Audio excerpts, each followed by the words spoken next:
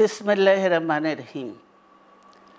প্রিয় নেতৃবৃন্দ, সহকর্মীবৃন্দ, সকল শরণার্থীগণ, আসসালামু আলাইকুম। প্রতি বছর মে মাসের এই দিনটি আমাদের পরিবারে আসে এক বেদনা বিধুর স্মৃতি নিয়ে।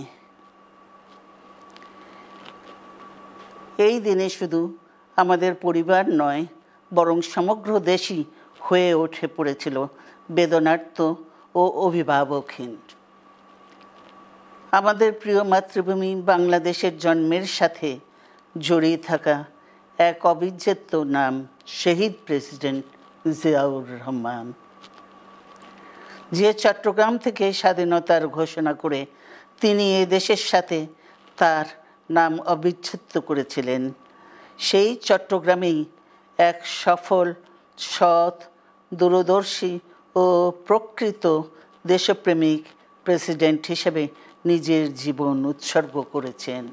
এদেশে গণতন্ত্র, স্বাধীনতা, সংবাদপত্র ও বিচার বিভাগের স্বাধীনতা, স্বনির্ভরতা ও উন্নয়ন এবং নিজস্ব জাতীয়তাবাদ সৃষ্টির অনন্য রূপকার শহীদ জিয়া, যে গণতন্ত্র প্রতিষ্ঠা আর সার্বভৌমত্ব রক্ষার লড়াইয়ে তিনি শাহাদাত বরণ করেছেন, সেই গণতন্ত্র নিরবচ্ছিন্ন যাত্রা আজও বাধাগ্রস্ত হচ্ছে প্রতি পদে পদে।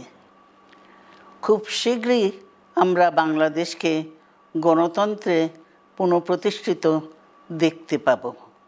এই হোক শহীদ জিয়ার শাহাদাত বার্ষিকীতে আমাদের অঙ্গীকার। এই লক্ষ্যে সুশৃঙ্খলভাবে এগিয়ে চলার জন্য আমি বিএনপির সকল পর্যায়ের নেতা কর্মী ও দেশবাসীর প্রতি আহ্বান জানাচ্ছি। মনে রাখবেন, সবার জন্য গণতন্ত্র ও উন্নয়নের মাধ্যমে সকল সমস্যার সমাধানের যে রাজনীতি শহীদ জিয়া রেখে গেছেন, তা বাস্তবায়নের মাধ্যমে তার প্রতি শ্রদ্ধা জানাতে হবে। আমরা তার বিদায়ী আত্মার মাগফিরাত কামনা করছি। আল্লাহ হাফেজ।